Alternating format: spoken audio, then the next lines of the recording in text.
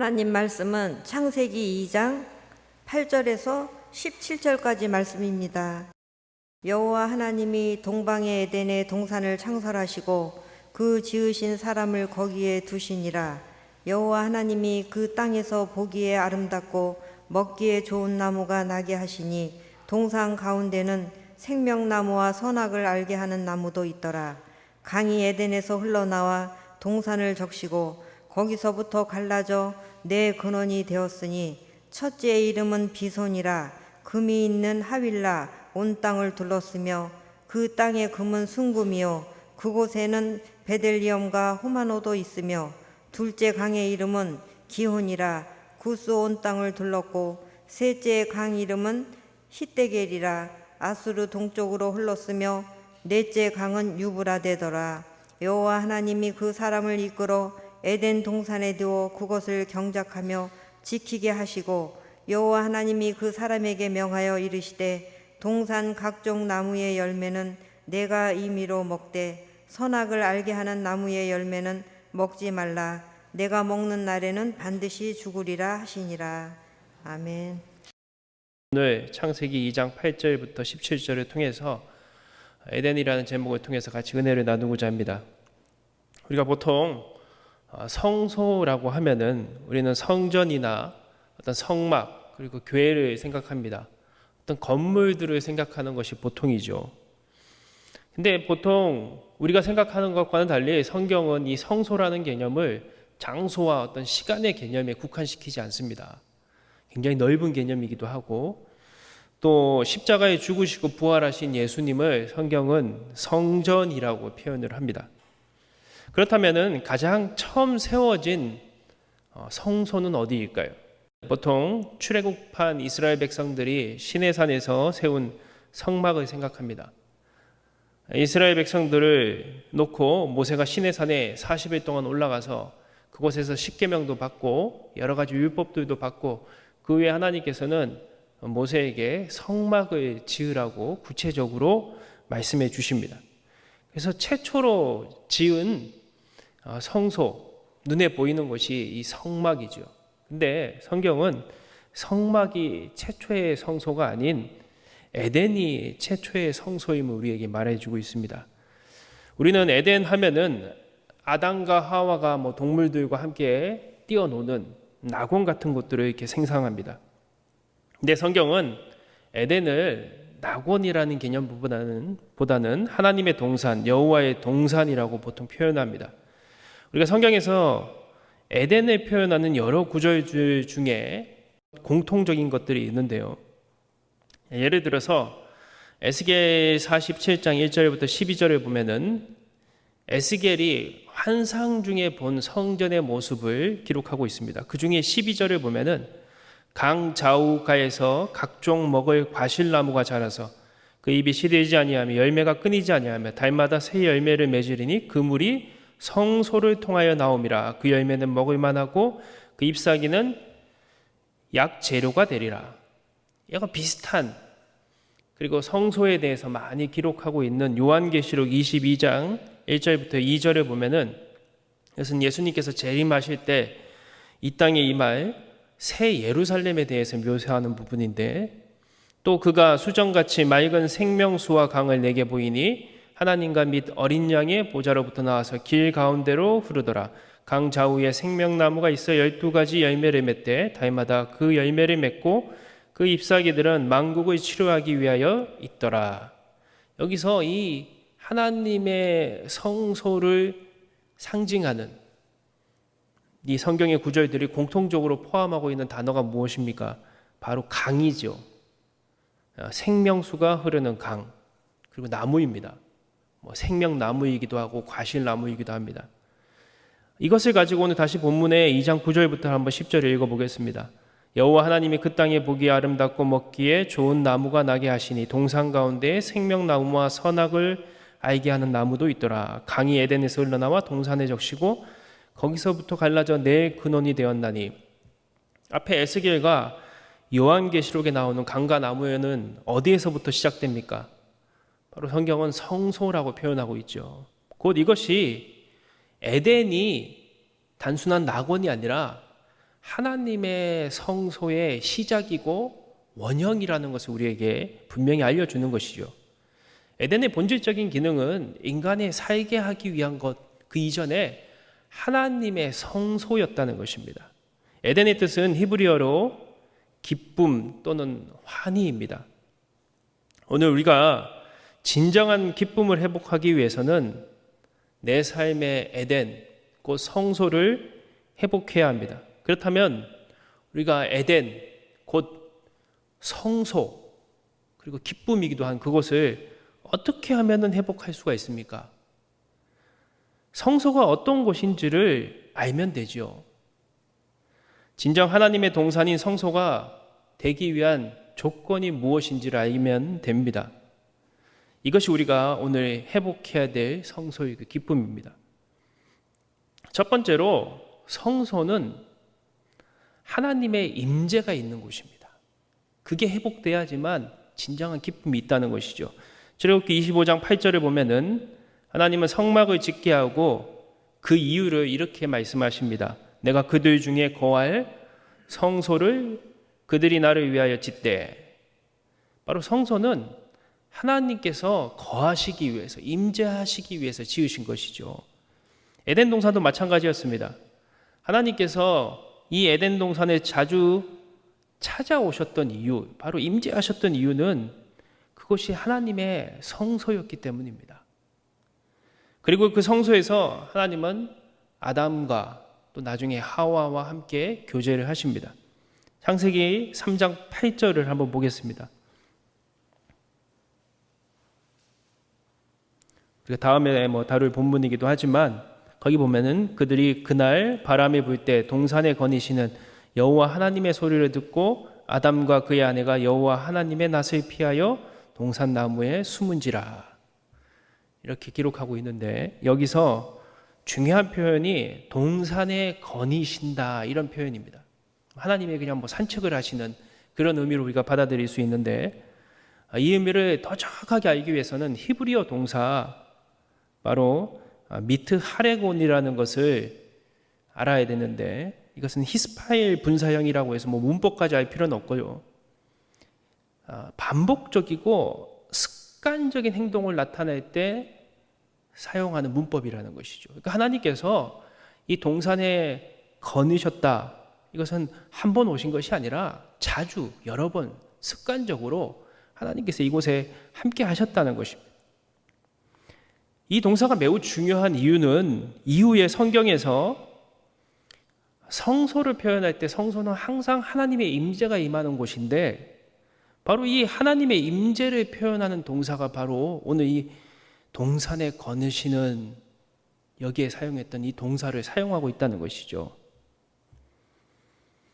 그런데 아까 우리가 금방 읽은 창세기 33장 8절에 보면은 아담과 하와가 하나님을 피하는 사건이 생깁니다. 왜 그렇습니까? 하나님 앞에 죄를 짓고 관계가 깨져버린 것이죠. 하나님이 하지 말라는 것을 하게 됩니다. 선악과를 먹게 되고 그러면서 그들은 하나님의 낯을 피합니다. 더 이상 하나님의 말씀에 대한 불순종의 죄로 인해서 하나님은 이 에덴 동산에 이제 임재하실 수가 없게 되었습니다. 하나님의 동산이 되지 못한 것이죠. 여전히 아담과 하와는 그곳에서 아직 쫓겨나지 않았기 때문에 살고 있지만 하나님의 임재가 없는 그 순간 바로 이 에덴은 하나님의 성소가 되지 못하는 것이죠. 그 이후 아담과 하와는 하나님의 임재를 얻기 위해서 무엇을 하기 시작합니까? 에덴에서 쫓겨난 다음에 그들이 제일 먼저 한 것이 바로 제사를 드린 것이죠. 죄를 가지고는 거룩하신 하나님을 만날 수 없었기 때문에 다시 이 죄의 문제를 해결하기 위해서 하나님은 아담과 하와에게 제사를 가르쳐 주신 것이죠. 오늘날 우리가 이 제사는 예배라는 것을 통해서 더 완전하게 우리가 드리고 있지 않습니까? 오늘 우리가 예배를 드리는 이유가 무엇입니까? 바로 이 순간 죄로 인해서 깨어진 하나님의 임재를 다시 회복하기 위해서 우리는 예배를 드리는 것이죠. 오늘 이 자리에 우리가 예배를 드릴 때 오늘 그냥 가만히 앉아 있다고 아무런 변화가 없는 것 같습니까? 혹시라도 마음 깊은 곳에서 내 문제와 소원들이 하나도 해결되지 않았다.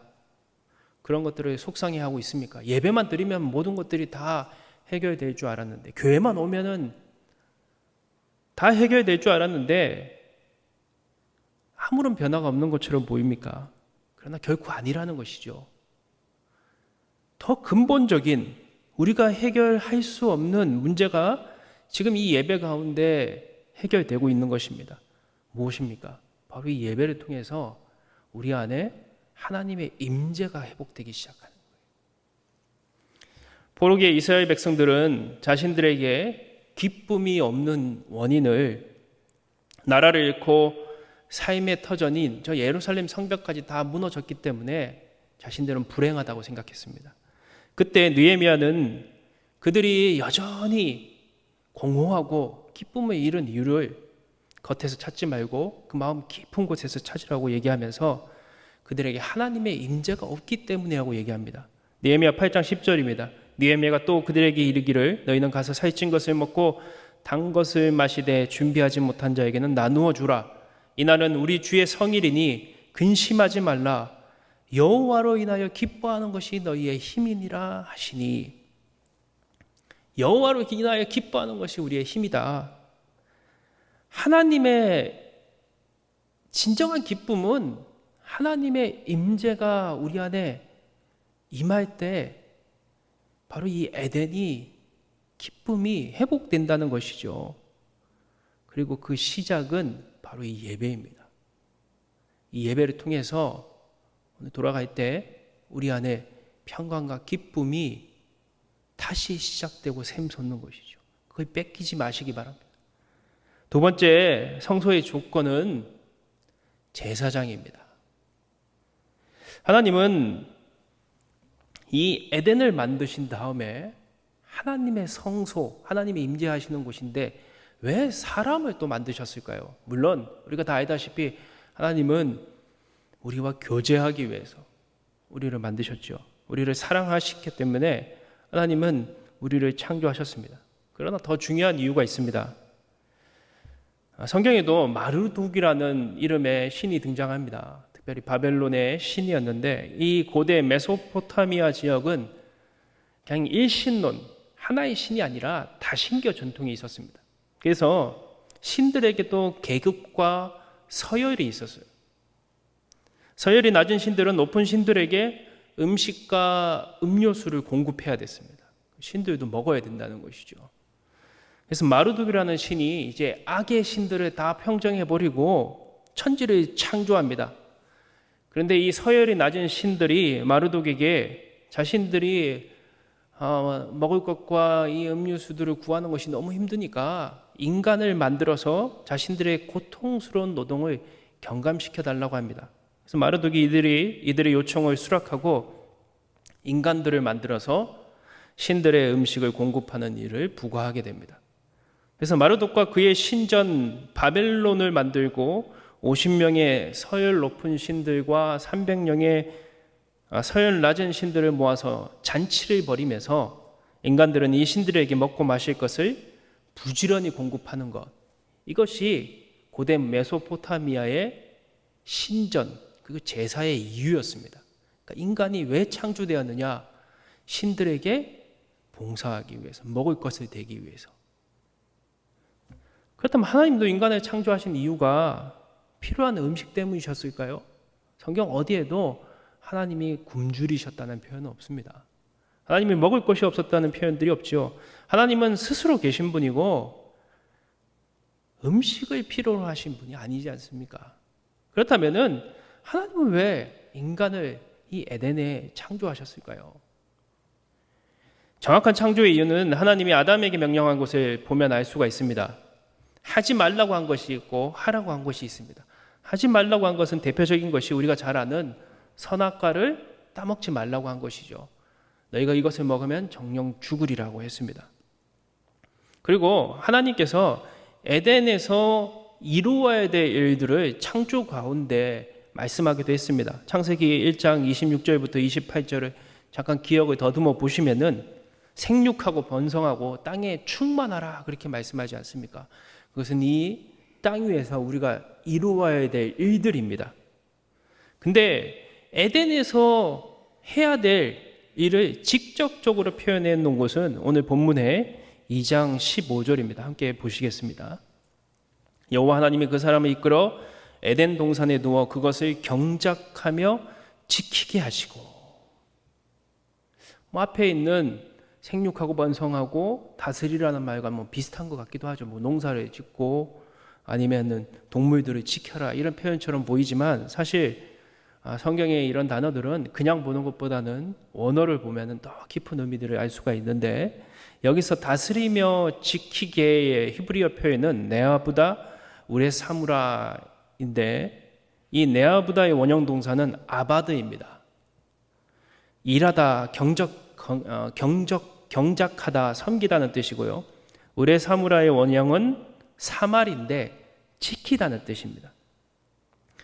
근데 이 동사가 굉장히 중요한데 성경에서 이 동사들이 어디에 사용되냐면은 특별히 성막을 지키는 제사장과 레위인의 사역을 설명할 때 사용하고 있다는 것이죠. 예를 들어서 구약성경 민수기 3장 7절부터 8절을 보면은 이 두 단어를 나란히 사용해서 레위인의 사역을 설명하고 있습니다. 그 외에도 모세오경에서는 이 아바드, 아까 섬긴다는 뜻으로, 성막에서 섬긴다는 뜻으로, 사말이라는 말은 성막을 지킨다는 뜻으로 계속적으로 사용하고 있다는 것이, 이 두 단어가 깊게 밀접하게 연관되어 있는 것이 성막 안에서의 제사장의 사명, 사역과 연관되어 있다는 것입니다.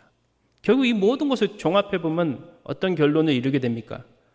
아담의 역할은 하나님께서는 단순히 이 에덴 동산에서 즐기고 마치 애완동물들하고 집에서 놀듯이 놀기 위해서, 물론 그것도 하나님께서 주신 기쁨이겠지만 또 하나님과 함께 교제하는 것 정말 중요한 목적이지만 거기에 머물러 있는 사명을 주신 것이 아니라 하나님과 교제하기 위해서는 하나님의 임재가 있어야 되는데, 하나님의 임재가 임하는 곳이 바로 성소라고 얘기했잖아요. 바로 이 에덴, 이 성소를 가만히 앉아 있는 것이 아니라 섬기고 지키는 사명을 주셨다는 것이죠. 무엇으로부터 지키는 것입니까? 바로 선악과에 접근해서 유혹해서 무너뜨리게 하는 사탄으로부터 지키는 것이죠. 우리가 알다시피 안타깝게 아담과 하와는 이 외부의 침투를 막지 못하고 넘어가 죄에 빠지게 됩니다. 아담은 실패했지만 하나님의 계획은 끝나지 않았죠. 하나님은 새로운 성소의 모델들을 만드십니다. 그것이 성막이고 솔로몬의 성전이고 우리가 지금 신약 시대로 와서 교회죠. 그리고 그 성막 안에 단순히 성막만 만드는 것이 아니라 그 하나님의 임재가 임하는 곳을 지키게 하는 제사장들을 그곳에 세우셨다는 것이죠. 바로 아바드, 곧 성소를 섬기고 사말, 지키는 사명들을 제사장에게 줬다는 것입니다. 이 제사장의 사명을 온전히 감당해야지 성소가 되는 거예요. 그리고 성소가, 이 제사장이 온전한 그 사명을 감당하기 시작할 때 그 성소는 하나님이 임재하는 곳이 되고 진정한 기쁨이 시작되는 곳이 되는 것이죠. 그렇다면 오늘날 제사장은 누구입니까? 유대인들은 지금도 레위인들을 찾고 있다고 합니다. 왜냐하면 그들이 다 디아스포라 전 세계로 흩어지면서 그들이 잃어버린 것이 레위인들이에요. 그리고 레위인들을 찾아야지만 그들은 자신들이 지금 무너져 있지만 그 예루살렘 성전이 다시 지어지고 시온의 대로가 회복될 것이라고 여기기 때문에 레위인들을, 그들이 찾는 레위인은 진짜 생물학적인 레위인들이에요. 혈통을 가지고 있는 레위인들. 근데 오늘날 진정 제사장은 누구입니까? 혈통을 가진 제사장이 진짜 제사장입니까? 그렇지 않죠. 성경 우리에게 무엇이라고 얘기합니까? 우리가 알고 있는 너무나도 유명한 구절인 베드로전서 2장 9절을 보면은, 그러나 너희는 택하신 족속이요 왕 같은 제사장들이요 거룩한 하나님의 나라요 그의 소유된 백성이니 이는 너희를 어두운 데서 불러내어 그의 기이한 빛에 들어가게 하신 이의 아름다운 덕을 선포하게 하려 하심이라. 개신교가 카톨릭이 잃어버렸던 기독교의 사명을 다시 발견한 것이 그 유명한 만인 제사장입니다. 가톨릭은 사제들을 통해서 하나님 앞에 가는 길을 열어준다고 생각했지만 성경은 결코 그렇지 않습니다. 예수 그리스도가 대제사장 되시고 그 대제사장이 휘장의 휘장을 찢어버리셔서 이제 우리 지성소에 모두가 제사장이 되어서 그 사명을 감당하고 나아갈 수 있게 만들어 주신 것이죠. 근데 이것이 현대에 와서 또 위기에 빠져 있어요. 또 다시 옛날처럼 돌아가려고 한다는 것이죠. 나는 제사장이 아니라고 얘기하는 사람들이 생긴다는 것입니다. 어떤 교회는 마치 제사장을 목사만이 가진 특권처럼 여기면서 성도들을 지배하려고도 합니다. 또 어떤 사람들은 나는 제사장이나 목사도 아니고 나는 권사도 아니고 집사도 아니고 장로도 아닌데 그냥 평신도인데 이 정도만 해도 되잖아. 적당히 교회 다니고 적당히 이 정도만 하면은 나 정도면 되잖아. 이렇게 생각을 한다는 것이죠. 그러나 다 틀린 것입니다. 성경은 만인 제사장이라고 했습니다. 하나님과 직접 교제를 하는 것은 누구도 거치지 않아도 되면서 어떤 개인도 하나님 앞에서는 더 높은 자리에 올라갈 수 없다는 평등의 특권을 우리에게 말씀해 주실 뿐만 아니라 그 무엇도 오늘 우리에게 이 제사장의 사명을 맡긴 하나님의 명령 앞에 핑계 댈 수 없다는 무서운 지책이기도 한다는 것이죠. 나는 성도니까 이만큼만 해도 된다는 것은 사람의 기준이지 하나님의 기준이 아니라는 것입니다. 그리고 이 제사장의 가장 중요한 사명은 바로 하나님의 이 성소 가운데 하나님의 임재를 지켜내는 것입니다. 1차적으로는 내 안에서부터 시작해야 되는 것이고 나를 하나님의 성전으로 지켜내는 것이 시작입니다. 고린도전서 3장 16절에 보니까 너희가 하나님의 성전인 것과 하나님의 성령이 너희 안에 계시는 것을 알지 못하느냐 그렇게 말씀하고 있습니다. 우리의 몸과 마음, 우리의 전 존재가 하나님의 성전이라는 것이죠. 하나님의 성전된 내 안을 더러운 것으로 채울 수 없다는 것입니다. 보통 교회 안에서 흔히 금지하는 것이 술, 담배입니다. 더 나쁘고 더러운 것들, 부정부패, 뇌물, 거짓말, 다른 사람을 미워하고 시기하는 것, 이런 것들보다 교회 안에서 먼저 성도의 거룩한 조건을 얘기할 때 항상 얘기하는 것이 술과 담배입니다. 그렇다면 우리가 술과 담배를 얘기할 때 보통 알코올 또 니코틴의 어떤 함유량 이런 걸 가지고 술, 담배라고 보통 얘기하지 않습니까? 그렇다면 무알코올 맥주는 마셔도 되고 아니면 니코틴이 없는 담배가 있다면 그냥 펴도 됩니까? 그게 기준이 되면 안 된다는 것이죠. 율법적인 기준을 세우면은 항상 사람은 거기서 또 빠져나가려고 하는 것이죠. 가장 중요한 기준이 무엇입니까? 내 몸이 하나님의 성전이라는 것이죠.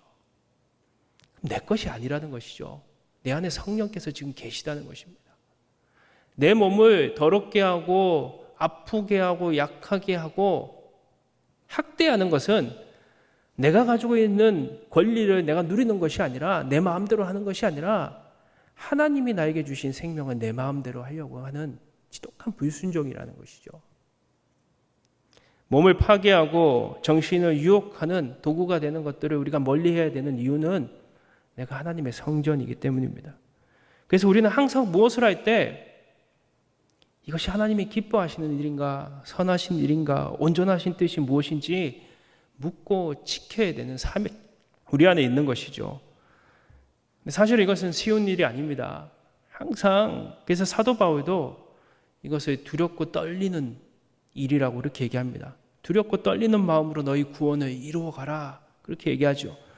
사도 바울이 이렇게 얘기하는 이유는 그 에덴에서 공격했던 사단의 위협과 유혹들이 여전히 예수님에게도 그 광야의 40일 동안 지난 다음에 사단이 와서 유혹하고 그 이후에 얼마간 떠나 있었던 것처럼, 그 마지막에 십자가에서도 유혹한 것처럼 오늘 우리의 삶 가운데도 여전히 하나님의 임재를 뺏기 위한 그 유혹의 존재가 우리 옆에 오는 사자같이 도사리고 있기 때문입니다. 그리고 그것은 쉬운 일이 아니에요. 그 유혹을 이기는 것은 두렵고 힘든 일이기 때문에 사도 바울조차도 두려워했다는 것이죠. 사도 바울이 이렇게 고백하지 않습니까? 로마서 7장 21절부터 24절을 보면은 내 속사람으로는 하나님의 법을 즐거워하되 내 지체 속에선 한 다른 법이 내 마음의 법과 싸워 내 지체 속에 있는 죄의 법으로 나를 사로잡는 것을 보는도다. 오호라 나는 공고한 사람이로다. 이 사망의 몸에서 누가 나를 건져내랴. 오늘 우리 안에 이 에덴을 지켜내기 위한, 하나님의 임재를 지켜내기 위한 치열한 싸움이 없다면은, 사도 바울조차도 이렇게 두려워하며 항상 싸우고 분투했는데 오늘 우리 안에 없다면은 이미 우리는 지고 있다는 것이죠. 무엇보다 내 안에 먼저 하나님의 성전을 지켜내는 영적 싸움이 있어야 되고, 더 나아가서는 하나님은 우리만 구원받는 인생이 아니라 내 주변에 있는 사람들도 우리에게 맡겨주셨습니다. 바로 2차적으로 제사장의 사명은 이 땅 위에 우리의 삶과 다른 사람들에게 하나님의 임재를 함께 이루어 나가는 것입니다. 하나님의 통치가 이루어나가는 세상을 이루어나가야 된다는 것이죠. 하나님의 성전은 나 혼자 이루어나가는 것이 아닙니다. 에베소서 2장 20절부터 22절을 보니까 이렇게 말합니다. 너희는 사도들과 선지자들의 터 위에 세우심을 입은 자라. 그리스도 예수께서 친히 모퉁이돌이 되셨느냐.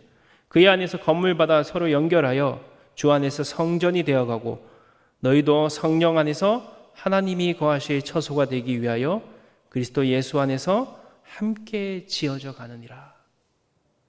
하나님께서는 오늘 우리에게 제사장의 사명을 맡겨주셨는데 먼저 1차적으로는 내 안에 거룩함을 지켜내는 것이죠. 섬기고 지키는 것이죠.